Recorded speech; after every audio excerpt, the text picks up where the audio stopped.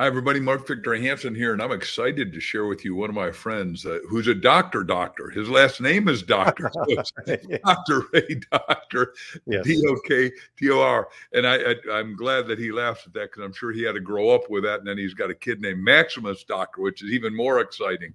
But you're about to meet one of the most eclectically wise, totally insightful, psychologically aware, spiritually evolving people on the planet that's going to help take you and elevate your self-awareness, your consciousness, your soul growth, and your development from here to there. So no pressure there. No pressure there. Well, it just, and by the way, the book you're going to buy, each and every one of you, is all it takes is one to drop one hidden belief and master your life. Because all of us got some beliefs that are crushing us, subverting us, thwarting us, and he's about to eliminate those.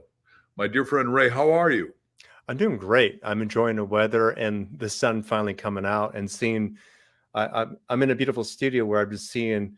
It's strange how like the perennials, like they just know when to come back, and so things are starting to pop out. Yeah. Where are you geographically? I'm in Ashland, Oregon.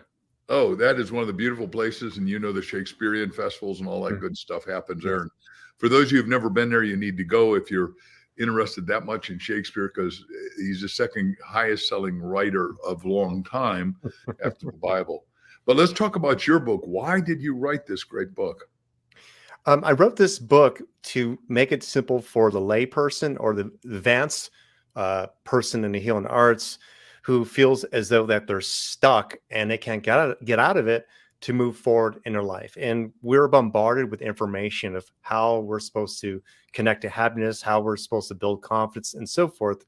But more than often that there are hidden beliefs that even therapists or coaches miss.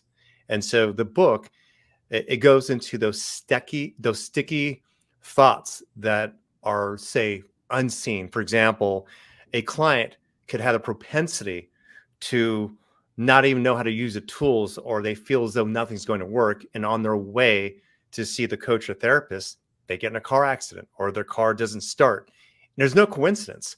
Within their program, it's already hardwired that they can't even get improvement with working with a coach. So in the book, I break down everything in ways where I would say there's shadows where people can finally get the help that they need. And I wrote it in really basic, simple language of a recipe to get there. Okay, so ladies and gentlemen, I'm going to let him go into those in deep, but I've got to go way, way, way back to he's a little bitty kid and getting beat up and emotionally rejected because his feet weren't like that. His feet were like this. Can you talk to that? And the fact what happened, and that's only the first of several leg experiences that you had. Well, many people, they think they are where they are today or who they are today by the totality of their life, such as this idea of the past. And for example, for me, I was born with my legs were crooked. So I wore braces just like Forrest Gump. And I had asthma. There's many other challenges I had where, let's just say that kids would look at me as if I were different. I also was raised Jewish in a very conservative town. I looked far more Asian than I do now. And so I looked way different. And so I was made fun of.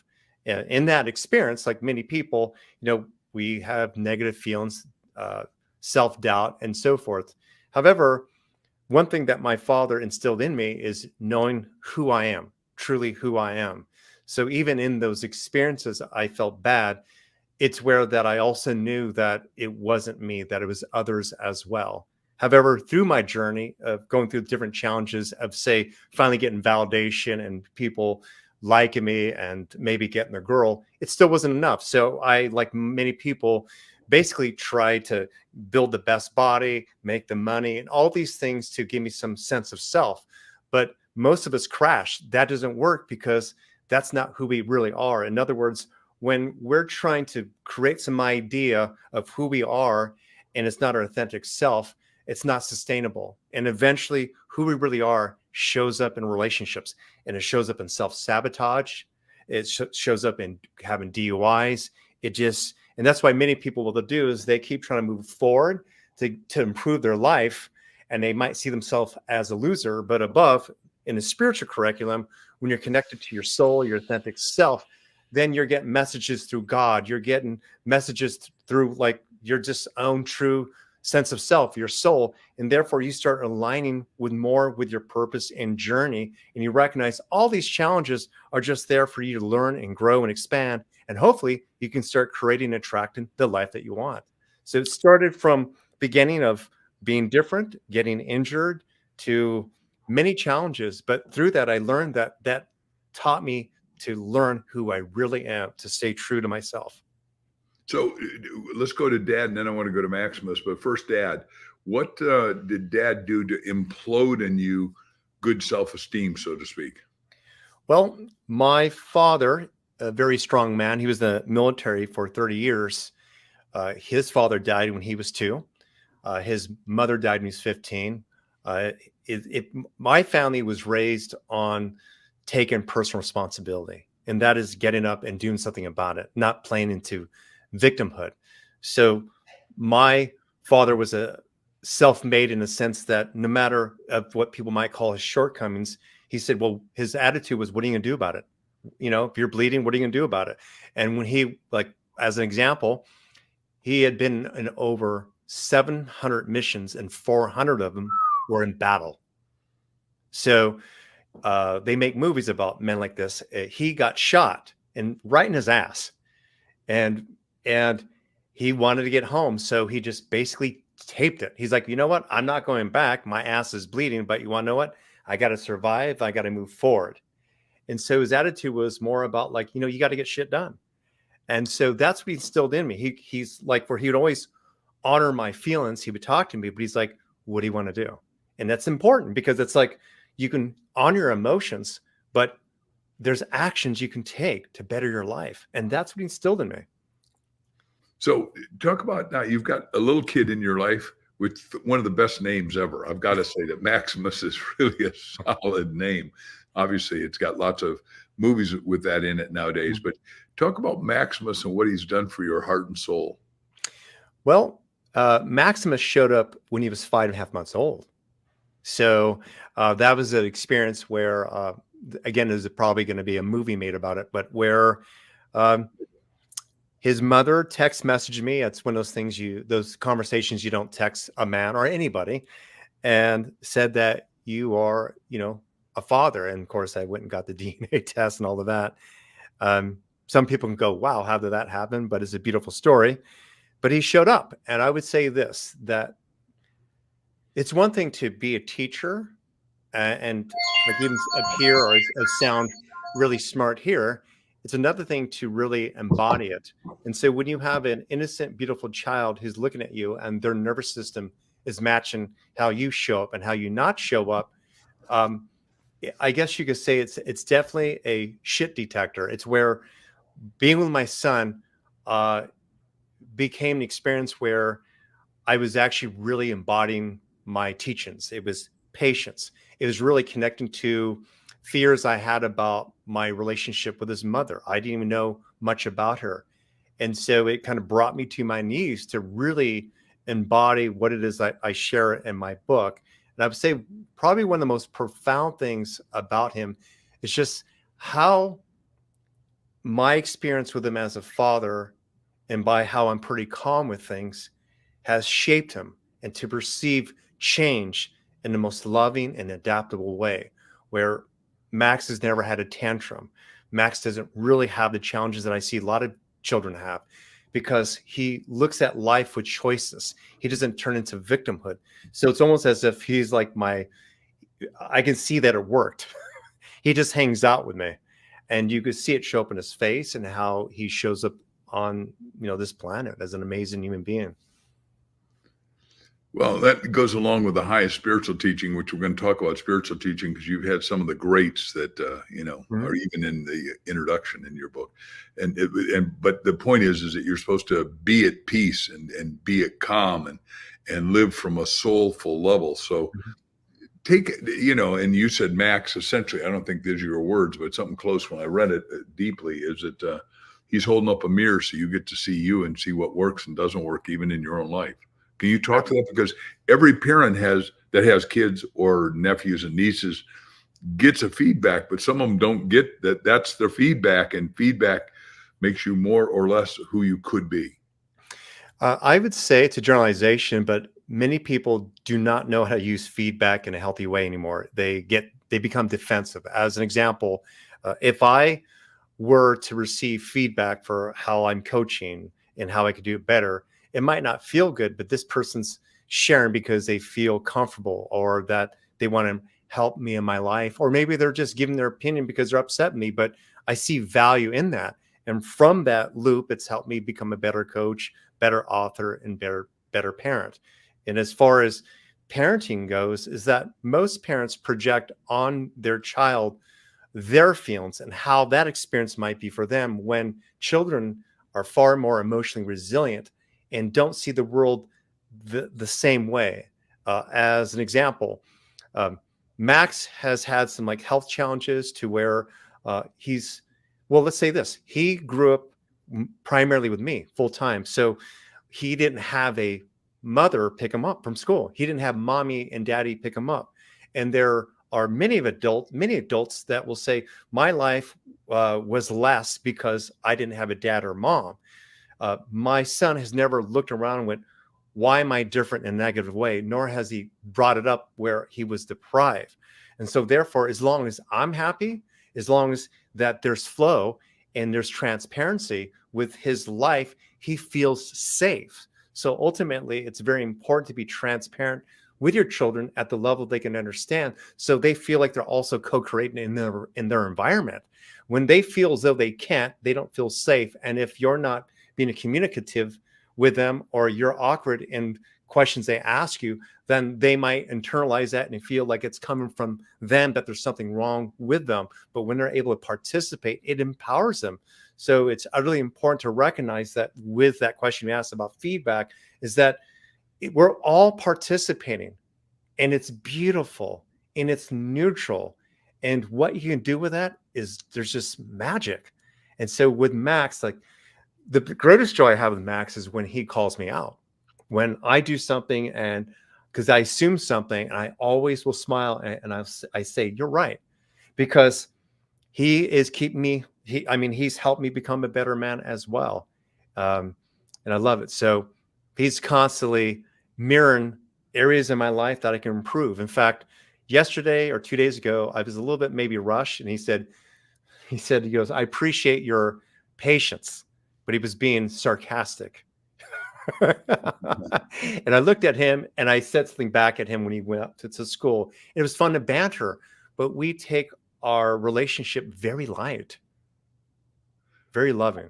So what take that arc of co-creation? How can all the people that are going to read your book and listen to us right now, what is the quickest thing they can do to change their beliefs so they co-create and have harmony and joy and ecstasy with their kids? Because most people think it's got to be a battle, and that, unfortunately, some of your peers have taught that. You're going to have the terrible twos, and obviously we got 5 kids and 6 grandkids, and we're going to have 12 before it's done, I'm sure. So I'm pretty clear that we're really great with especially the grandkids, because I've learned that. But I'm older. But how does somebody do it when they're younger? Well, first off, in one of the chapters, it's funny, Mark, I learned as an author that when you write a book, sometimes when you're done, and you kind of forget what you wrote, or what part of that is in a certain chapter. And so that's, but there's a chapter that specifically talks about the main 11 influencers of the collective. And what I mean by that is it breaks down your relationship to sexuality, to spirituality, to trauma, to things that you witness and experience from your parents. As an example, you might be a hard worker and are unaware that you witnessed your father reading a newspaper, talking about how hard life is and that it's always going to be difficult. And he basically had a scarcity mindset. But until you know that, you might be playing out that same pattern that's not yours. You can also avoid relationships because your parents fought and they got into a divorce. And so there's this idea that relationships never worked out, but it's more that your parents never did their inner work. So just in that little section in that book, it also has questions where you have to be authentic with yourself and ask yourself the question such as, why do you really want to be in a relationship? How does it serve you?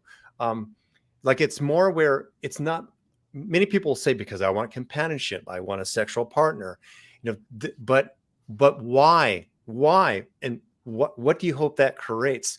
What is the experience you hope to have becoming a parent or being in a committed relationship? And if you don't know that, then the drama, the emotions, and the unconscious mind of all your triggers will take over and lead the relationship, versus two healthy people saying, I'm here, with a hope that we can create this together. To how can we collaborate? How can we co-create together? Because no matter what, that's why they call it a relating ship. It's always relating and growing and expanding. And that's what also creates a sustainable relationship. So it's very important we break down these programs that we have to understand why we believe certain things. I don't know if I put it in a book. It's kind of funny. It's a little section. I remember my dad saying to me, a dog needs a big backyard. So I believe that. And I deprived myself from not getting a dog because when I was younger, I was living in apartments.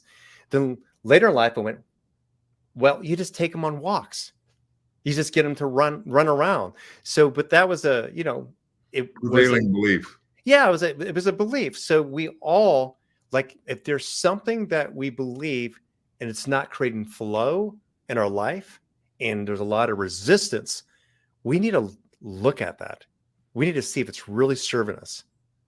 So let's talk about A and B, and two questions at once. One is, you better define what a belief is, because some people don't even know that they have them. And then number two is that, what are the hidden beliefs that we can master, overcome, and then have self-mastery? Three questions, actually. That's really good. Belief. Right. So the first one, you said what a belief might be? Yeah, define a belief, just so everyone out there is on the same page as you and I. Well, this could be a simple one. So right now, there are people listening to this or watching this conversation with you and I, and already they've made their mind up by maybe what they think about me by just how I look, my appearance, or the tone of my voice. So whether we see that as a belief or not, there's an emotional response. There's a narrative within yourself that's creating a perception about me. So I see perceptions and beliefs as kind of the same. It's energy that's generated within our body. So we project onto that person what we hear and see that's coming through us. But what's really important is to figure out what's coming through us. Is that truly what we want to feel? Did we get that from someone else? Did we get that from our parents? And is it healthy? So that's what I feel a belief is. It's basically, we see something, we hear something, we smell something, and it generates an idea. And sometimes it could be where we see someone, we just have a moment and we just think they're a jerk. But if you've done some inner work, you stop and go, oh, that's just me having a bad day. And I'm blaming him. So we don't have to fully believe it, but we all have those experiences where we see someone drive in a certain way and we say to ourselves out loud, or we might honk the horn and say something. And yet, like, we don't even know this person. We're just having a moment. We know nothing about this person and what's going on in their car. They can have a kid in the back seat and they're talking to the kid, and they don't see us and they almost go into our lane, but we don't know that.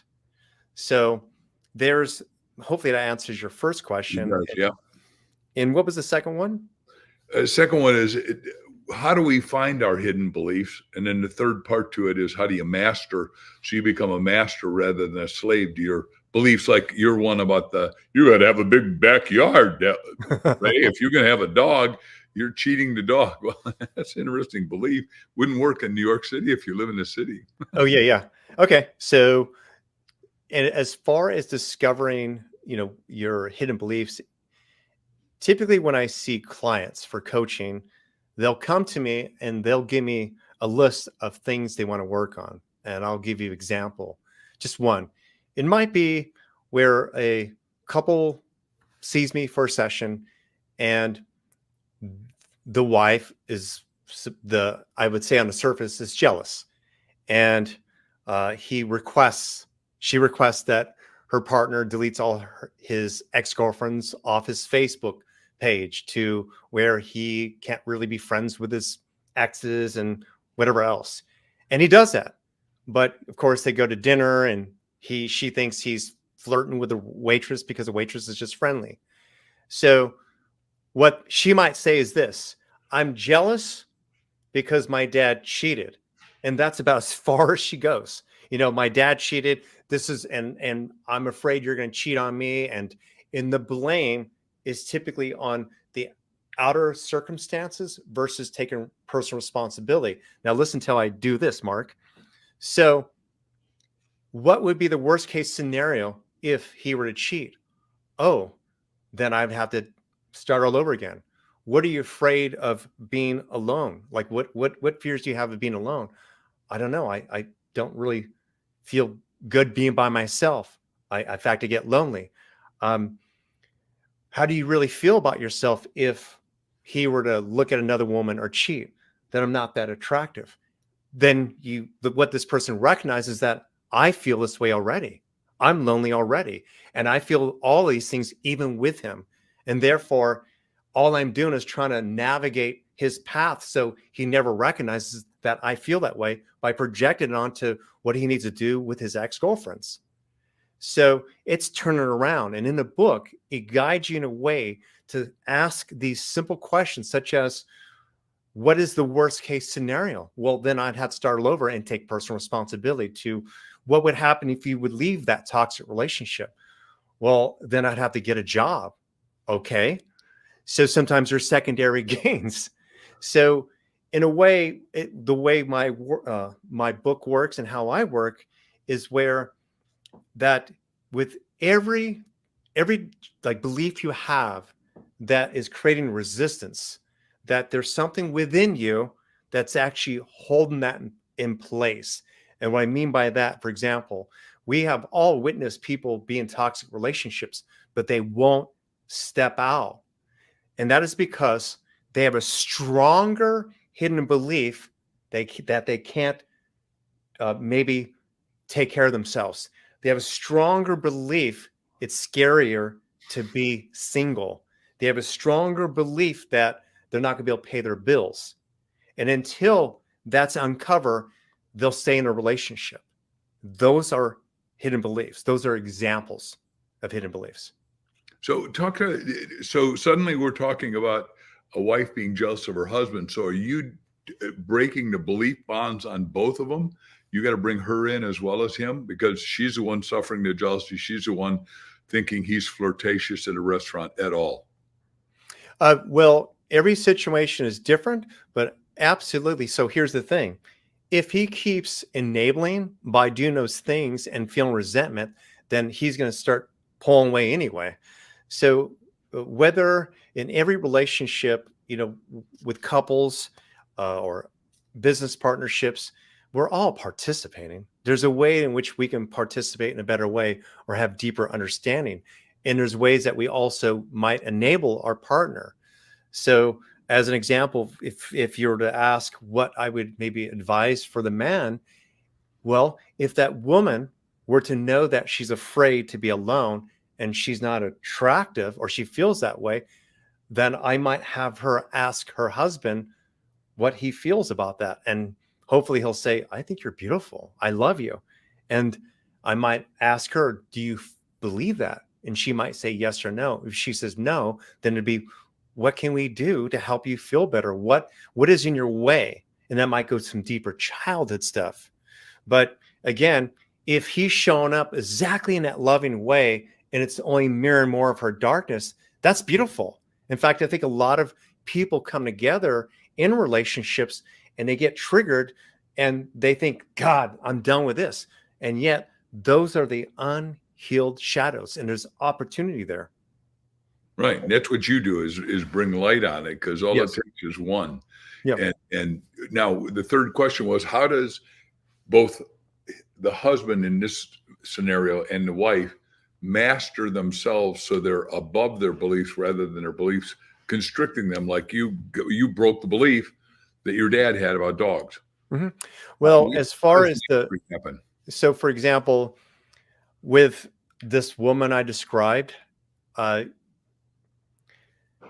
It almost sounds like an affirmation or reframing, but while part of that is true, it's an it's an actual integration, and she is to put that in action.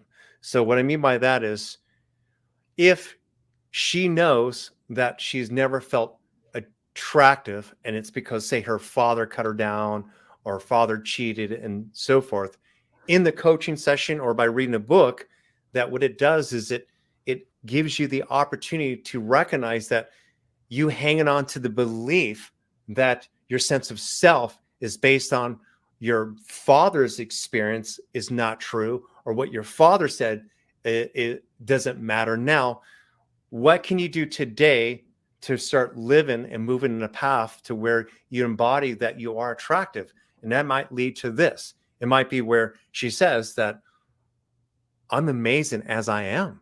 That might be the affirmation. That'd It be the might right be her one. it might be going in a mirror and literally like unclothing herself, looking at that and loving every part of her body for how it is, not what has been projected onto her. So she feels that in her body.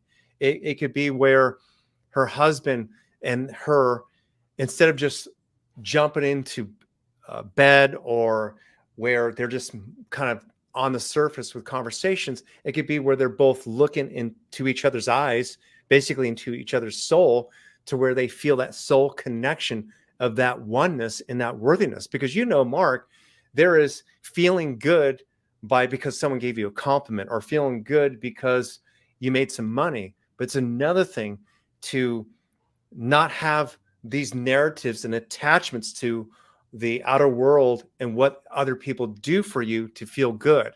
And that takes the work of eliminating what you think your sense of self is based off of, such as your looks, your money, and all these other things. So in my book, it strips away all of those narratives that most of us humans carry. And then what it does is it helps you basically reparent yourself and create new identities that is more authentically true to you. And then it's, how would I live this way, where I would show up feeling the best as I can anyway. It would be, if you're in a negative co-parent situation, it's recognizing, well, my kids are still looking at me anyway, and while the other co-parent might be difficult, I'm going to show up as light anyway, because that's who I am. It's where you start moving into the way of the beingness of that. And then that crystallizes in your body. It becomes part of your neural net. It becomes your personality. It just becomes who you are. You are so clearly articulate and eloquent, and I'm thankful for that. Thank you. The people need to know sort of where you got it, because you've studied everyone from Dr. Louise Hayes to Fritz Perls and the rest of the team, all of whom I happen to know because I've done the same study. So I'm deeply thankful for some of the mentorship you've gotten physically and metaphysically by reading their books. Can you talk to some of that, please? Yeah, I'll give you a pretty fun story. Well, when I used to travel the world with Dr. Netherton, who worked with Fritz Perls and many of the names you brought up. And it's there's a session he did where he used to do past life regressions, and he fell into it like in a I guess he fell asleep while he's working with his therapist, and he just went somewhere else, and the therapist just went with it. And then he kind of created his own method. And in one of his sessions, a man came to him, and the man had basically he was starting to get migraines again. He was having trouble with his family, and he was just wondering if he can experience some type of ease. Well, Morse discovered, whether it's true or not, again, it doesn't matter, but I just see these connections, whether it's astrology or breath work or working with a coach, is just permission slips to have some way to talk to your consciousness with more openness and awareness so you can shift and grow. And in this experience, this guy went into a past life where it was during the Civil War, and he got shot in the head, and he's holding his head. And the last thing he remembers is, as long as I feel pain, I know I'm alive. as long as I'm in pain, I know I'm alive. Yep. He brought that into the current life where he drew a connection to that, whatever the oversoul experience was. He also was born where he had to be pulled out with forceps, pressure on his head. Which is And bad because then you got a squished head, right? yeah, there. And then what was happening in his life was that he was trying to embark on a new career, a new journey, and it was triggering this memory. And he was also having a lot of challenges with his family. But it, regardless of whether that past life is true or not, what I learned from Dr. Netherton was this, is that I did a lot of past life regression sessions, and there was always an overarching statement that this person, this client would connect to, like a statement, as long as I'm in pain and know I'm alive, life is always going to be difficult. I'm never going to be nobody. And they bring it. And people call that karma. I see it as more cognitive blueprints, or maybe the potential of living a life to where you can heal and understand that thing better. But every time they're born in a family where you see the dynamics of the family, in a way, create an opportunity, like a container, for that person to overcome that. That's why I even named the book That One Hidden Belief, because what people discover is that it's usually 1 to 2 beliefs that create all the problems in our lives. And if I do past life regression sessions, you'll see that same belief. And so they haven't graduated from this. Therefore, if you wipe that out and you counteract the actual learning, the embodiment of it, your life will change inside and out. So let's talk to that for a second, because one of the greatest, we were at a dinner recently down in Nashville, and they had napkins that said the karma never loses an address. And now if we're doing past lives and somebody's karma comes through that I'm always going to live in pain, they have a secret mantra, a secret hidden, you call hidden mantra that they're repeating in this life, whether they know it or not. And so let's do it 2 ways. One is, if somebody gets your book, will they be able to catch it without? Number 2 is that, can they come to you as a real psychologist, or can they do a telephone consult? So, and can you in 1 hour in either one of those 2 live positions with Zoom or whatever, find everybody's hidden belief? Is there been, let me do it negatively first. Has there ever been anyone that came to you as a patient that you didn't find their negative belief, or one of the ones anyhow? Not at all. I actually currently am doing a free Zoom session. It was kind of part of building up the book campaign, and I'm getting to I usually can get to people's hidden beliefs within 5-10 minutes. I could do quick breakthrough coaching like that. It's very fun for me. So it's not that hard.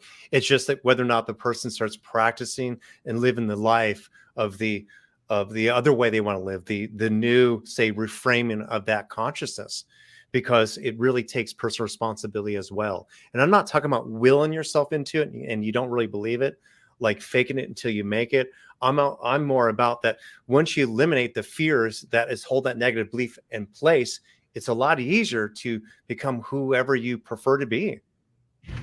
So give an example of that as somebody that you did in, if you can, don't use their name. Let's keep everybody neutral and invisible, right? But what's what's the biggest belief that you help almost more people than not overcome? Well, the main belief, core belief in almost all people, is that I don't trust myself. I don't trust the process of life. I really don't trust God. And I'll give you an example. And a bunch of parents are going to go, oh my God, this is me. And that is where they'll say, I'm okay. But the moment something happens to my daughter or son, Papa Bear comes out of me, Mama Bear comes out of me, and they become angry, and they react. And it's justified. And within our collective, people celebrate that you're a great parent. However, what would happen if something bad happened to your child? I would feel like I'm a bad parent and I couldn't protect him or her. What part of you feels like you're playing God? Oh, Do you really have a spiritual belief? Well, they'll go into, well, as a parent, I know you're a parent, but is your kid here on their own free will as well? So what fears do you have if something were to happen that I couldn't stop it? So what's your relationship to the process of life, to the unfoldment of that? We're all here to learn and grow. In fact, you're probably here, like, to say if it's a client, because you overcame something. What part of you doesn't trust that your child can't overcome something as well? And it comes back to that thing where I don't really trust how this whole thing called life works. That's the biggest one. I see it a lot. And it's always justified by, I'm just trying to be a good parent. Well, what does that mean to be a good parent? What does that mean to be a good parent? And so again, that even open up more conversations, such as, oh, well, I go, because your child is upset with you because of your decisions, does that make you a bad parent? Because you mess up one time, does that make you a bad parent? Because you pay the bills and you're always present with your kid, does that make you a good parent? Like, why is there even judgment with this? Why not just be the best human you can be and show up as presently you can be and trust that you're co-creating with your child? So what is it that you say, or how is it that you see, your ability to see their hidden, I'm going to call it agenda or belief that's causing their life withhold from success? What are you, by the way, you did ask. You get every client you get. How do you see it? What's the secret sauce? It's just, you've trained yourself to look beyond the physical exterior and simple words, so you can read through the words and see what the belief is and bring it out and then expose them to it so they can correct it if they're willing. Absolutely. Absolutely. I mean, typically when people have conversations with me, sometimes I do it with them in real time. But absolutely, I've become very laser focused and listening to language and how they say things. And then I throw it back at them and it comes out of them. You asked me a question, and that was, if a person reads your book, would they be able to discover their hidden beliefs? Absolutely. Now, will it guarantee them that they'll be able to move forward or they won't need coaching? I don't know.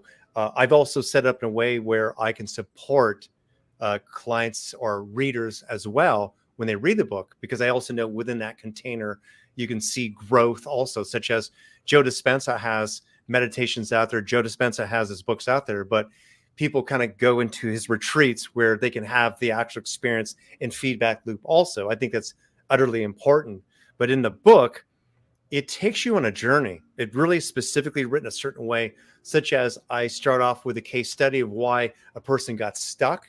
It goes into the main influencers of like how we've come to be. It goes into stepping into the expectations that we put on ourselves, such as there's a section where there's a release ceremony, such as many people who experience what psychologists call complicated grief is more of this. And it's where they have a parent who died, they never said sorry to, or I loved you, or that they never got to meet their parent. And their entire life is lived out as if this was the culprit that created problems in his or her life. And yet there's other people who've never met their parents and they're completely fine.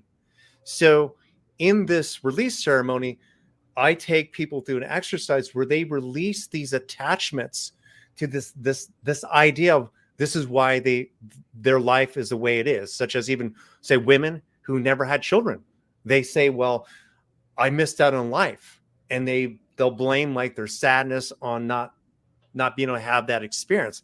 But it's not absolutely true. It's a belief within your consciousness, but it's not necessarily what has defined your life. It's that you basically, instead of moving into the space of acceptance of why something maybe didn't work out and to grow from that so you can become more, you basically just sat with victimization, or you basically just stopped yourself from exploring more and not remaining curious. So you mentioned the word also success.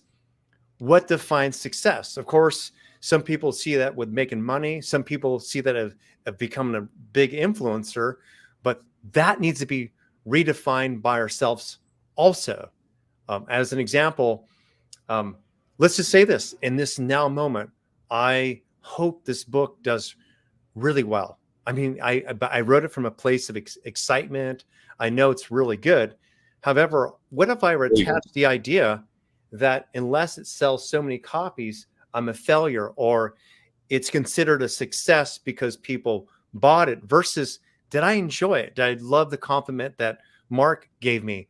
When I wrote it, was I my heart and including my girlfriend and my child? Meaning that, like, even writing this book, it was really about offering it to the world from my heart. My success is not defined by being validated by external forces. My success is defined by how I live each moment in my present body, and hopefully have enough awareness to remain in a place of joy. Precisely. I'm going to jump out of your book into another book we did called Healed, with an 89-year-old lady who said, I'm too old at 88 to write a book. And I said, no, you got supernatural healing gifts. You got to do them. And she runs a little chapel here once a month because of her chronology. And what's happened is, since the book came out, not only does it sell, but they've had to blow out the front and the back of the church to build it, because so many people are showing up. Because what I said when we started this whole process with you is the book's got to be original. Yours is totally original. It's got to be inevitable that somebody reads it as a page turner and they go, I got to hand this to somebody else. I know this person who are stuck in a belief here. And if they read Ray or Dr. Ray, or they come and talk to him or consult with them on the phone, they can go to here, which is what the goal is. A plant is supposed to grow to its fullness. You can help people get out of the little belief into a more macro belief so they can grow and fulfill their life. Same thing as what's happened with Sarah O'Mara, who wrote Healed. It's very exciting for me to watch, because I really believe, like I said to you in the beginning, the Queen Mary has a little rudder, but that little rudder turns that thing around, but it takes 7 miles. Well, you're turning people's around belief because you're doing pattern interrupts, which maybe you better define that, and maybe you better define reframing, because some people that have not studied any psychology and didn't go to college and take a Psych 101 may not know those terms. So I'd ask you to hit on those, if you would, please, Ray. Well, so for clarity, what is it that I was trying to hear a question. What is a pattern interrupt, and what is reframing their mind and belief? Well, disrupting a pattern might be something like this. Well, I do it all the time with my son. It's pretty amazing. It always works. Well, there could be a moment where something happens. Let's just say he doesn't understand something, or I can see his energy go into experiencing it in a negative way. I might interject with something very comical, what doesn't even seem like it matches the pattern, but in a moment it just disrupts him going down this downward spiral. And that has also helped him shape his perception to recognize that all there is in life is opportunities to learn and grow and expand. So it could be also where it's kind of funny. I even wrote in a book about the personality friction points. And this is the guy who actually kind of influenced me about this. And he was dominating the room, just really chatty, and no one could even get a word in. And I accidentally, and I don't know if it was an accident, probably was an accident, I dropped a glass and it shattered.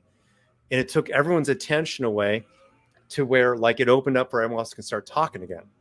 And it was kind of funny. It was like a perfect pattern disruption. And I don't think that was an accident. So that's when, like, physically it happened. Right. Yeah.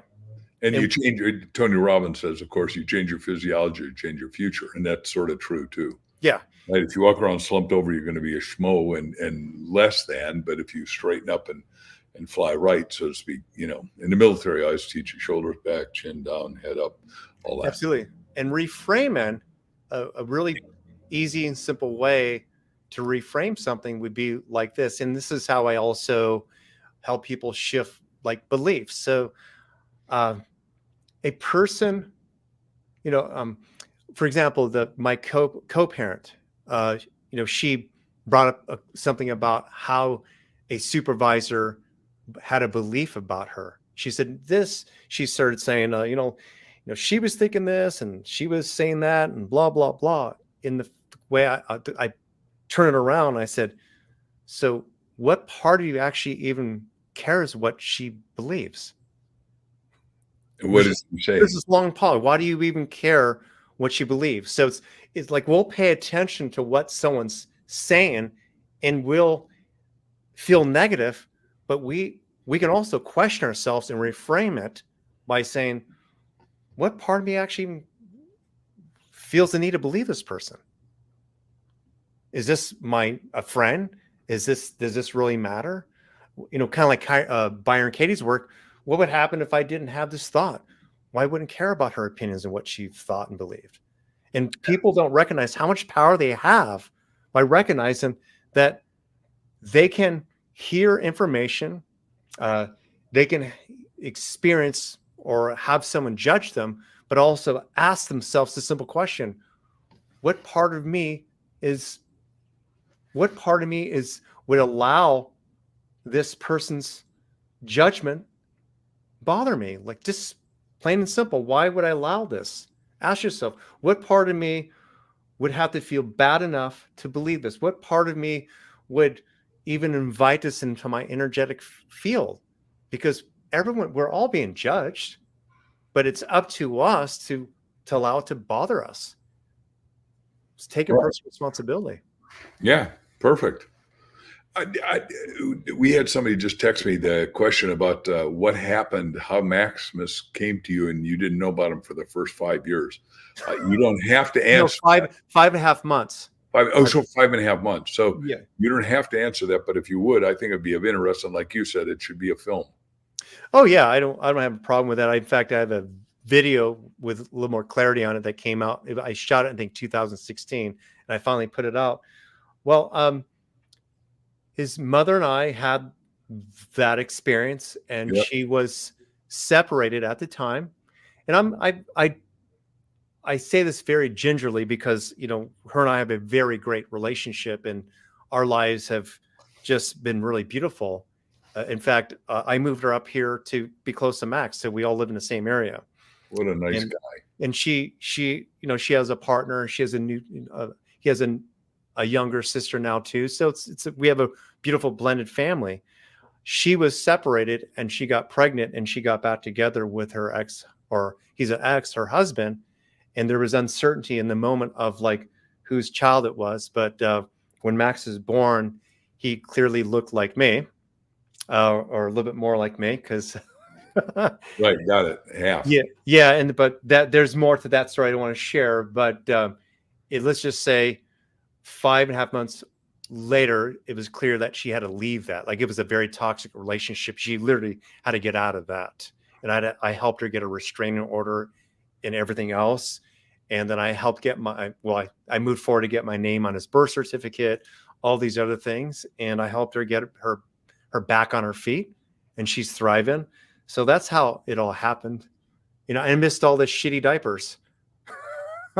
Good. And by the way, it takes one. And the reason I brought that up, and somebody texted me, and could I ask that question while we're on? And I don't want to be intrusive, but the fact is, it took one. And you've got the strength of character, the strength of manhood, the understanding, the comprehensive awareness that you can look at a situation and say, wait, back to what your mother said to you, back to when we started this interview, there's a right way to do this and a wrong way to do this. And this is the right way to do it because you are unconditionally loved.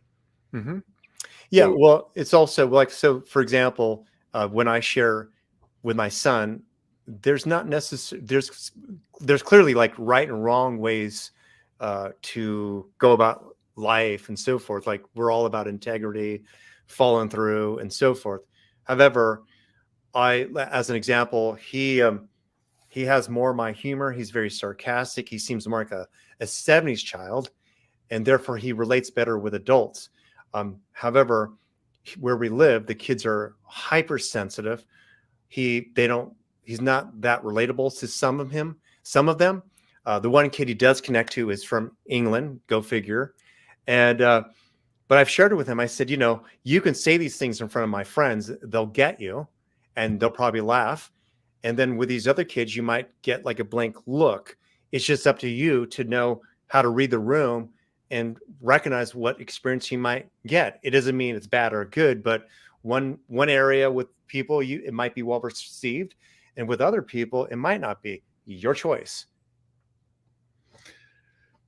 So how to talk about the multiplicity of ways people are going to buy your book, because it's a great book and I recommend it 100%. And some of them are going to call you and say, would you sign it and then send it to me? And that's up to you to pull off. And I'm glad you'll do that. But talk about can they do group consulting with you? Can they do individual patient relationship? Can they do telephone consults? Are you on tour now to sell your book? What's going to happen for you with regard to the book? Because I'm a full-time dad and I love seeing my son grow up, I'm hoping to do everything I can as much as possible from where I live. It's a great place of vacation. So there's a good chance that I'll do retreats here. However, what I'm doing on an ongoing basis is a weekly group call.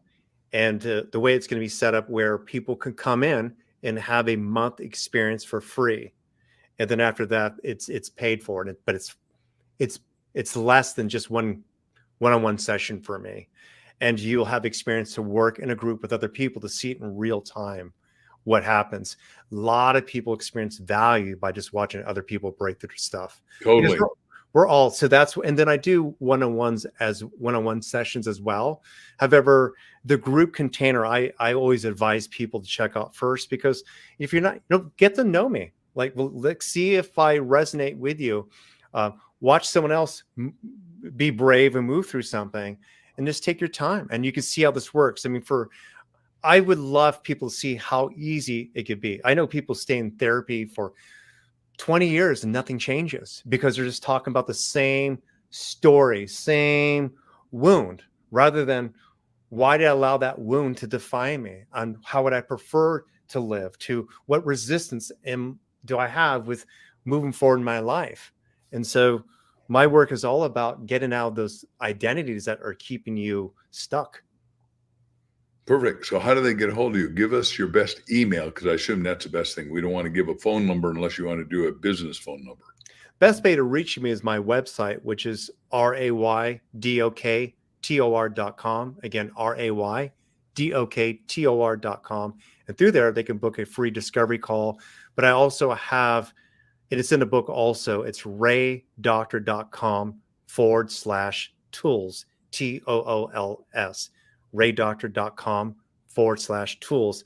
And there we'll have the information of the group, also how to join, and also tools that are literally in the book. Some of the exercises in there are guided imagery. And so I have music and my voice on it also. I just want to hitchhike on what he said at the beginning of this thing, is that I don't know what his schedule is and how many of you are going to travel this spring and fall. And some of you are going to be watching this a year from now, and things will keep changing in his life, because this book is going to sell like crazy, I predict, because it's going to help so many people. But if you get a chance to go to Ashland, Oregon, Oregon is one of America's 50 great states. And we've had on the bottom, I don't know if you got to read it, people from Romania and India and all kinds of places listening to us right now. But in India, they can still travel to America.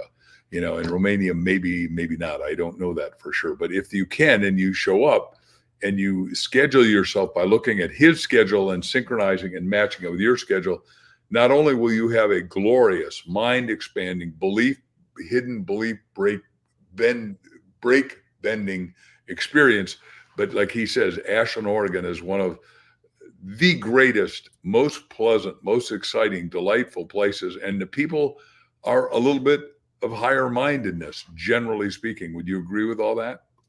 It's definitely a healing vortex. There's a lot of authors here that we know of. Yep. By the way, I'm friends with everybody from Neil Donald Walsh's own little health check out as well. And I've known each other 40 years. So, and then Jean Houston, Dr. Jean Houston is considered by many the smartest woman alive, head of mind research at Harvard. So I like your neighbors, I like you, and I like your neighborhood. And I'm saying there's a cosmic invitation for some of you some of you say, well, I've always wanted to go to Oregon and I'm stuck here in Mississippi or wherever you're listening from. I'm not in judgment of, I'm friends with a lot of people in Mississippi. We had a daughter that's a professor at Ole Miss. So that's not the issue. The issue is, this is one of those glorious places that does not show up in Travel and Leisure magazine.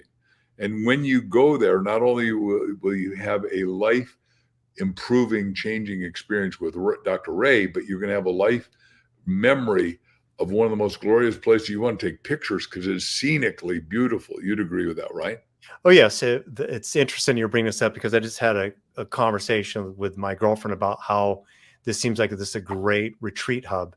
It just has everything you need from massages, beautiful trails to hike.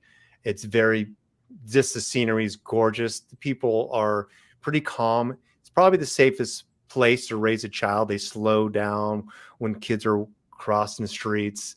And it's just a really well kept area. So, well, ladies and gentlemen, one more time, Ray, give them how to get a hold of you. And I'm just so thankful that you're willing to share so openly. oh, you're welcome. So again, my website's RAYDOKTOR.com. And then also, if you want to learn about the group or get other tools that you want to maybe have them read to you, because there's going to be an audible version of this as well. So we made this tools section for my book also to help people who get the audible version of it later on. And that's raydoktor.com/tools, TOOLS. So. And Ray, just so you know why I had you repeat that, there's some people driving in the car listening to you, and they're not going to. I hope they don't watch us on the TV screen while they're driving. So we get so many letters from people saying, just have them repeat it twice. So I did that. Any last words you've got to give these people a belief system epiphany to get rid of their hidden withholds? Well, so for example, many people have a story of why they are where they are. And I hear that all the time. And I'm one of those coaches, people who trigger those who are coaches, because even coaches have come to believe that you just have to manage this problem. But the question is, what if you don't? What if you have been looking at it in a way in which keeps you in that kind of victim mentality? What if a hidden belief is that you don't believe that you can change? What if there's a belief that you can't maybe trust working with anyone, therefore you haven't experienced a true value and your transformation, you're experiencing transformation? So the point I'm saying here is that you can arrive to an excuse or belief, but underneath that, I guarantee if you do a little excavating, you'll discover that, oh, there's a secondary gain of staying stuck, or, oh, there's still much that's unknown that I haven't looked at. And so hopefully by me saying this, that you like, I don't do this much anymore, but because it became really difficult. But I used to see clients on a regular basis where they've seen 3 to 10 coaches or therapists because they couldn't break through something. And I was able to do it with them by what I'm sharing and what's in the book. And so that was another reason why I probably wrote the book, because I found myself constantly breaking through belief systems to get to the core belief. And that's the behalf of everybody watching, we give you deep, profound, blissful thanks, and happy re-listening to this, everybody, so you get with my friend Ray. Thank you very much. Thank you. Hi, it's Dr. Ray here, and thank you for watching this video. I really appreciate your support, and you are the one who drives this channel. So if you like to be notified when new videos come out, please subscribe to my channel and push the bell button so you are notified when new videos come out. I appreciate you supporting this channel.